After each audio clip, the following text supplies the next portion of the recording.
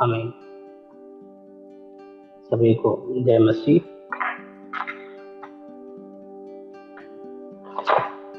आज हम लोग 49 अध्याय भजन संहिता का देखेंगे।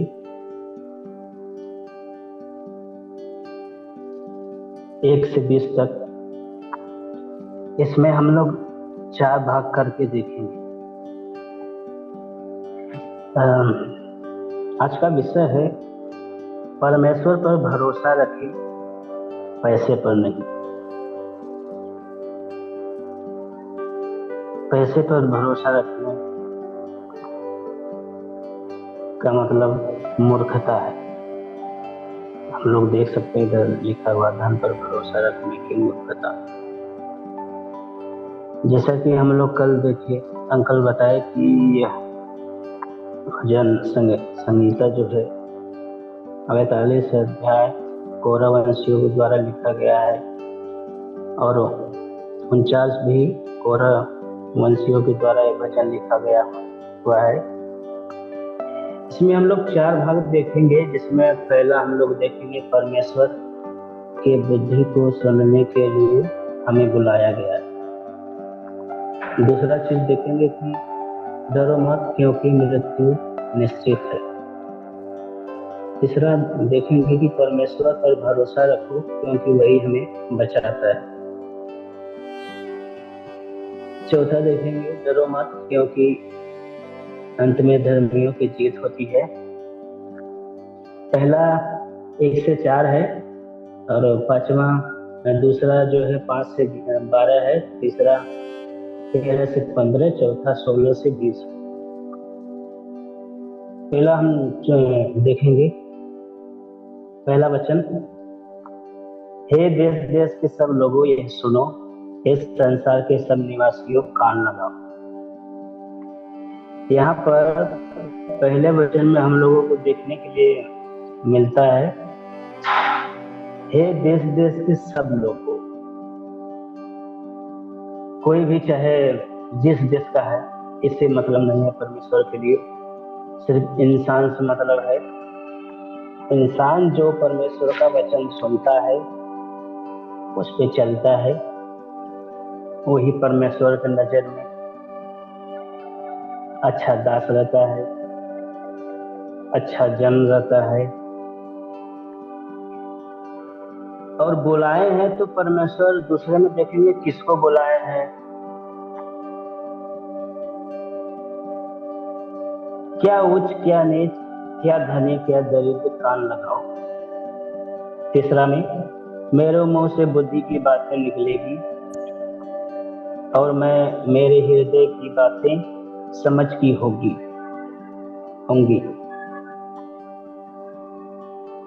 परमेश्वर जो हम लोगों को बुलाया है, तो यहाँ पर ये भी बताए हैं कि चाहे कोई ऊंचा हो या नीच, मतलब या कि कोई बड़ा हो या छोटा, इससे मतलब नहीं है। कोई धनी मनुष्य हो या दरिद्र, या कोई अमीर हो या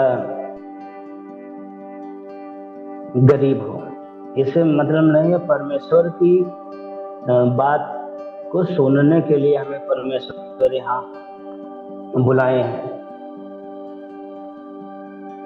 मैं नीति वचन की ओर अपना कान लगाऊंगा, मैं वीणा बजाते हुए अपनी गुप्त बात प्रकाशित करूंगा।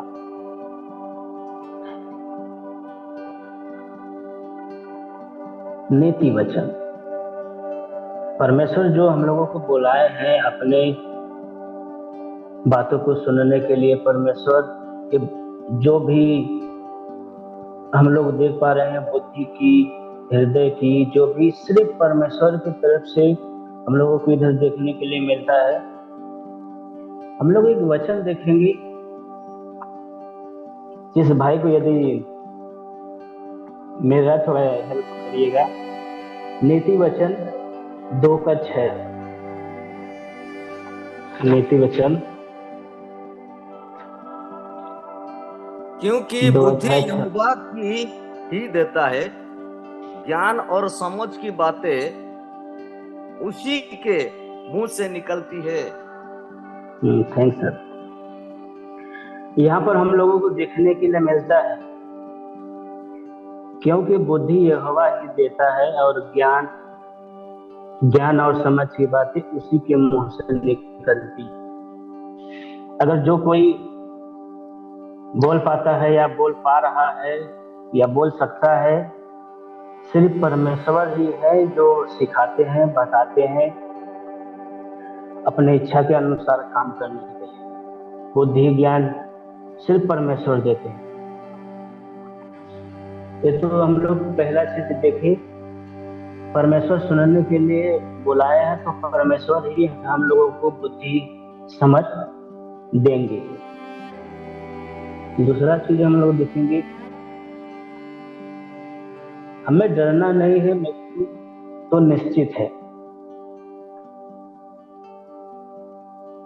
5वें विपत्ति के दिनों में जब मैं अड़ंगा मारने वालों की बुराई से घिरूं, तब मैं क्यों डर। अगर हम लोगों को कोई भी अड़ंगा मतलब कि काम हम लोगों को रोकता है या समस्या देने का प्रयास करता है, तो हमें डरना नहीं है कि वो हमें क्या कर सकता है या कर लेगा। हमें घबराना नहीं है, डरना नहीं है। क्यों? क्योंकि इस शरीर को हम लोगों को देना ही है। इस शरीर को यहाँ हम लोगों को देना ही है। सिर्फ जो हम लोग काम करेंगे, अपना जो आत्मा बचाएंगे, वही परमेश्वर के लिए काम आएगा। 6वें पद में हम लोग देखते हैं, जो अपने संपत्ति पर भरोसा रखते और अपने धन की बहुतायत पर फूलते हैं। 7वां में, उनमें से कोई अपने भाई को किसी भांति छुड़ा नहीं सकता। यहाँ पर हम लोग देखते हैं कि अगर कोई भी अपने धन दौलत पैसा जो भी है, अगर भरोसा रखता है कि मेरे पास बहुत पैसा है, मैं तो जो चाहूंगा वो कर सकता हूं, लेकिन परमेश्वर बताना चाहते हैं उनमें से अपने भाई को किसी भांति छुड़ा नहीं सकता। अगर वो चाहेगा, उसका भाई किसी मुसीबत में है या सोचेगा कि मैं उसका सब कुछ कर सकता हूँ, उद्धार कर सकता हूँ, तो परमेश्वर के सामने वो कुछ नहीं कर सकता और न परमेश्वर को उसके बदले प्रायश्चित में कुछ दे सकता है। और परमेश्वर से अगर वो चाहे कि कुछ मैं पैसे से खरीद लूं या परमेश्वर से पैसे से मैं बात कर लूं, कुछ नहीं हो सकता। क्योंकि परमेश्वर जो है, परमेश्वर जैसा चाहेंगे, परमेश्वर सिर्फ परमेश्वर ही कर सकते, मनुष्य कुछ नहीं कर सकता। 8वें में हम लोग देखेंगे, क्योंकि उनके प्राण की छुड़ौती भारी है, वह अंत तक कभी न छुड़ा सकती। क्योंकि जो प्राण है ये सिर्फ परमेश्वर की ओर से हम लोगों को मिल सकता है, या हम लोग छोड़े जा सकते। अगर कोई चाहेगा मनुष्य कि हम अपने बल से, अपने पैसे से, अपने ऐशो आराम से अपना जिंदगी गुजार लें या कुछ करें, तो नहीं हो सकता। अगर हम लोग नए नियम देखें तो निर्धन, लाजर और धनी मनुष्य के बारे में हम लोग जानते हैं। धन जो है यहाँ ही काम आता है।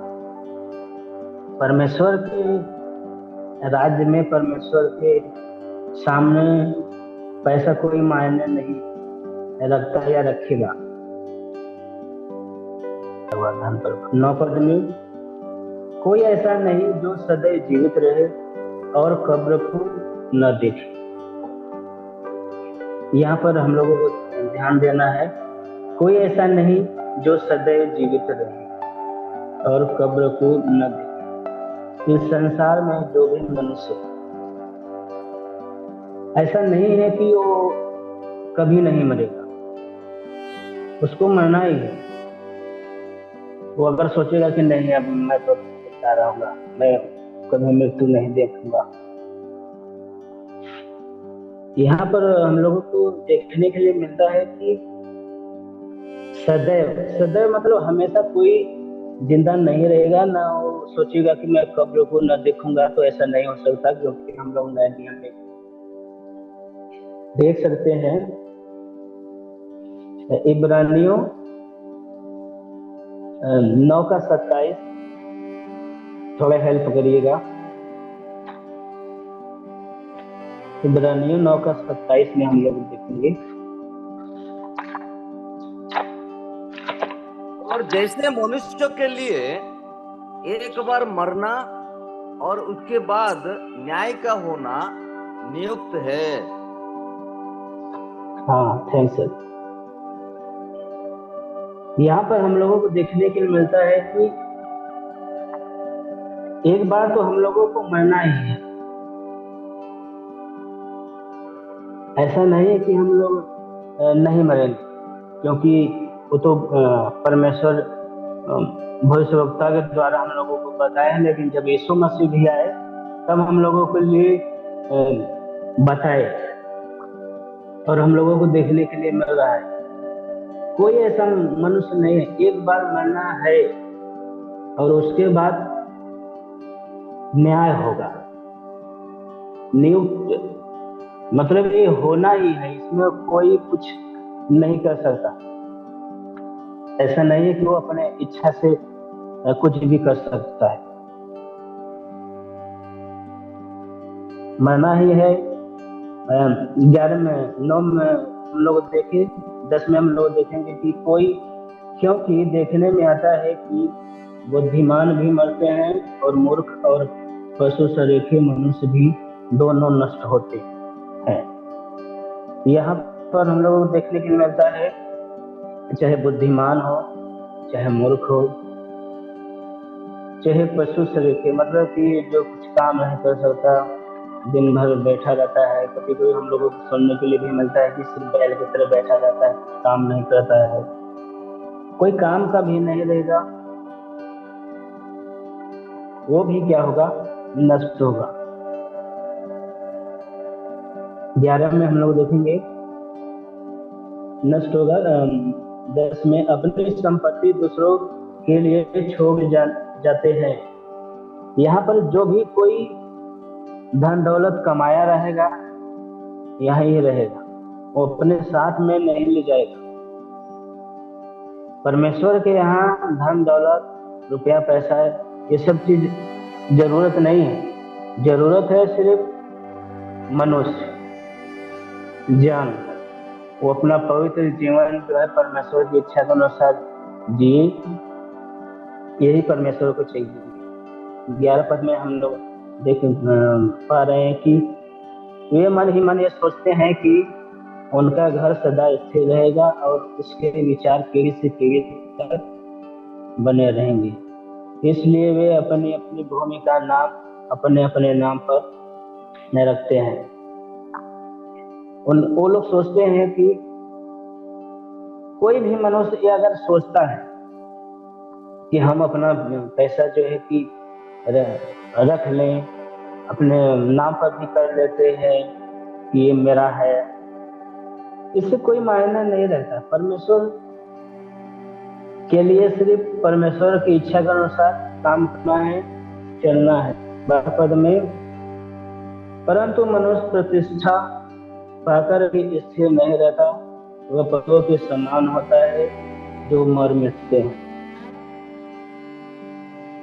अगर कोई भी मनुष्य वो सोचता है कि मैं अब मुझे कुछ कमी नहीं है, मुझे किसी चीज का जरूरत नहीं है, मैं तो पूरा दुनिया का जो भी ऐशो आराम है हम ले सकते हैं, वो भी क्या है, पशु के समान है, वो भी मरेगा। तीसरा चीज हम लोग देखेंगे, परमेश्वर पर भरोसा रखो क्योंकि वही हमें बचाता है। 13 से 15 उनकी यह चाल उनकी मूर्खता है, तो भी उनकी बात लोग उनकी बातों से प्रसन्न होते हैं।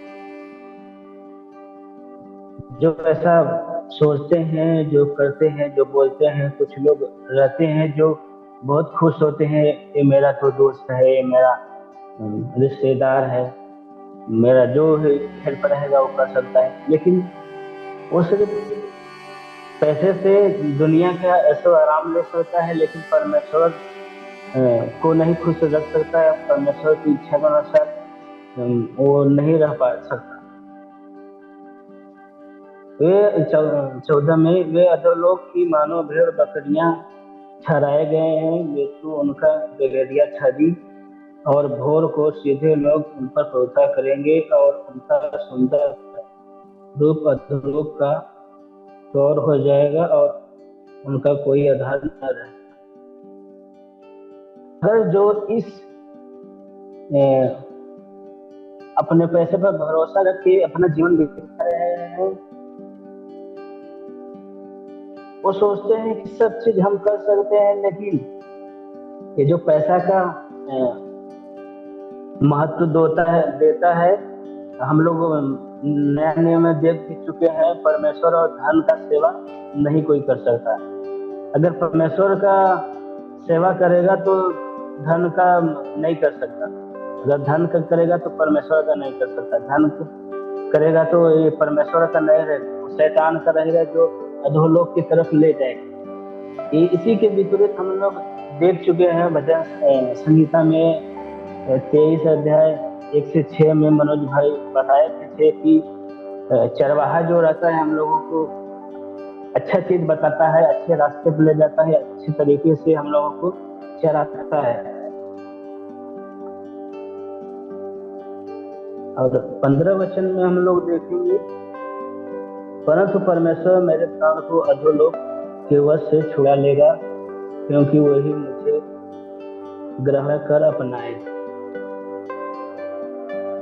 परमेश्वर मेरे प्राण को अधोलोक के वश से छुड़ाएगा। अगर हम लोग पैसे पर भरोसा रखेंगे, पैसे की ओर जाएंगे, तो परमेश्वर का रास्ता अलग है। पैसा जो है वो शैतान का रास्ता है, शैतान का रास्ता अलग है जो अधोलोक में ले जाएगा। लेकिन हम लोग अगर परमेश्वर पर भरोसा रखेंगे, अधोलोक से भी परमेश्वर हम लोगों को निकाल सकते हैं और निकाल पाएंगे।